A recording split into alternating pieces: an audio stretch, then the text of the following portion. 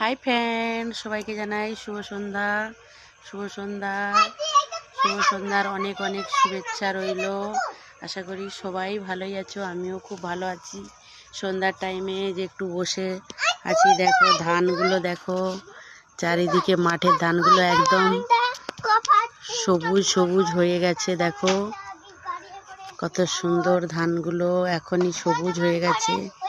আর দেখো এরা সব খেলতে এসেছে আমাদের এখানে। সবাইকে জানাই শুভ সন্ধ্যা, শুভ সন্ধ্যা। আর একটা জিনিস তোমাদেরকে দেখাবো, এই যে দেখো আমাদের কলা কাঁদি, দেখো একদম বাইরেই আমার বাবা থলি দিয়ে বেঁধে রেখেছে। দেখো কলা।